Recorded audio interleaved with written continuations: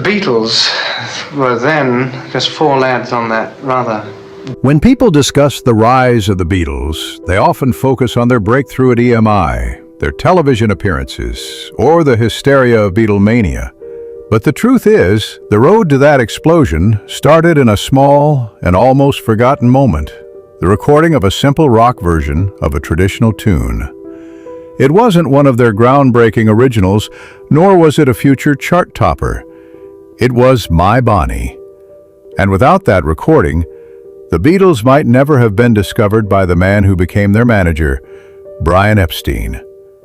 This was the spark, the hinge upon which everything else turned. To understand why My Bonnie mattered, you need to picture Liverpool in 1961.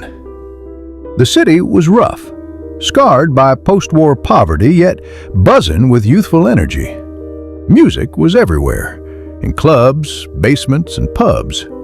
Skiffle groups and rock bands were springing up on every corner.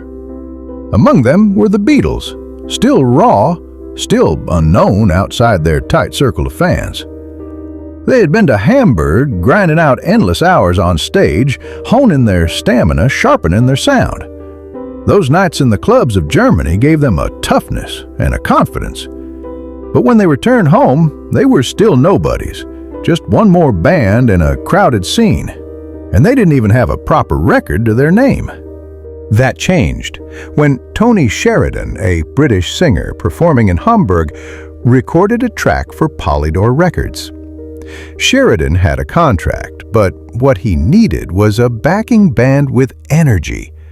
The Beatles, who had been playing behind him in the clubs, fit the role perfectly.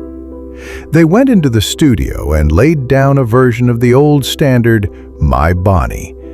It was fast, raw, and unlike the polite pop versions most people knew. For the Beatles, it was a chance. Maybe not the record they wanted, but a foot in the door. For history, it became the invisible first domino.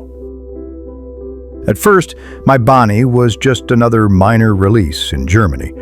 It wasn't expected to change anything. But back in Liverpool, something interesting happened. A few local fans who had seen the Beatles in Hamburg began asking for the record. They didn't just want to hear the band live. They wanted proof on vinyl. And they went to the one place in the city where serious music lovers shopped, Nims, the record store run by Brian Epstein. This was where fate intervened. Epstein was not a man looking for a rock band to manage. He was cultured, polished, and by his own admission, had little interest in the sweaty, chaotic energy of Liverpool's youth culture. He sold records, but he wasn't chasing the next big thing. What caught his attention was that people kept asking about My Bonnie, a record tied to a group he had barely noticed. It wasn't the song itself that mattered, it was the persistence of the requests. Something was happening with this group, and Epstein was curious. And in that curiosity lay the seed of a revolution.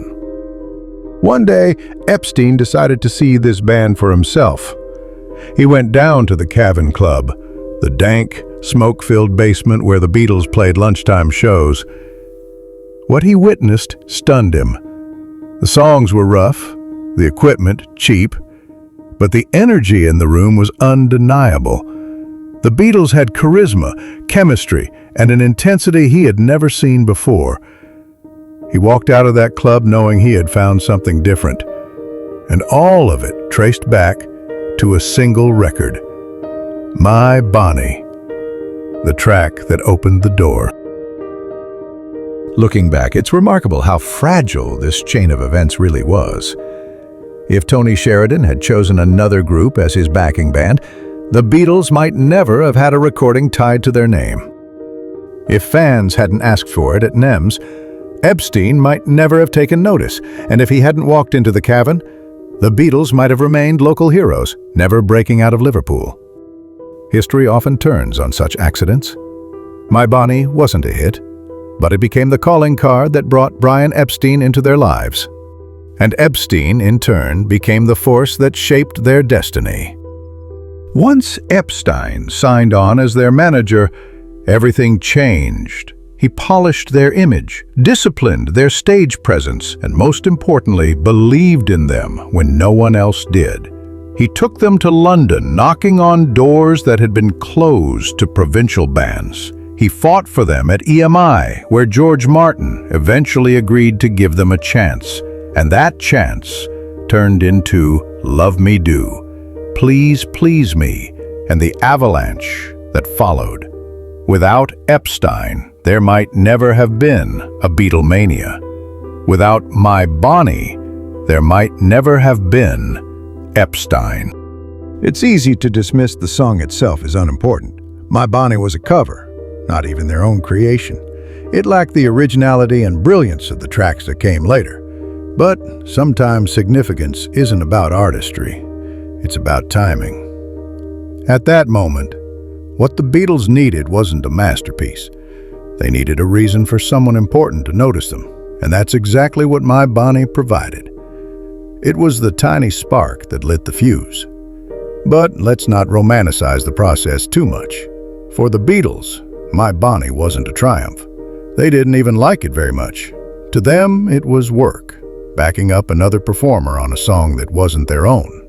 They couldn't have known it would be the thread that connected them to Epstein. That irony sits at the heart of so many music stories. The songs that change lives aren't always the ones artists value themselves. As Epstein stepped into the picture, the band's entire world began to shift. They went from scruffy, leather-clad rebels in Hamburg to sharp-suited professionals ready for stardom. Epstein's belief gave them legitimacy, something no other manager in Liverpool could have offered. He secured them bookings, helped them navigate contracts, and positioned them for the London breakthrough. None of it would have happened if he hadn't first been intrigued by customers asking for a strange record called My Bonnie. In retrospect, My Bonnie is not remembered as a Beatles classic. It doesn't appear on their greatest hits collections. It isn't celebrated as a defining moment of their musical genius. But it holds a place in history that no other song can claim. It was the magnet that drew Brian Epstein's attention, the recording that shifted the course of popular music. The Beatles may have created masterpieces later, but this humble track was the key that unlocked the door.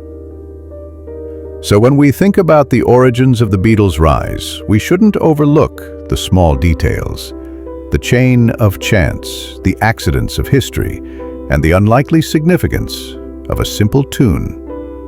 My Bonnie was not the kind of song that could have conquered the world, but it didn't have to. All it had to do was catch the ear of one man, and in doing so, it changed everything.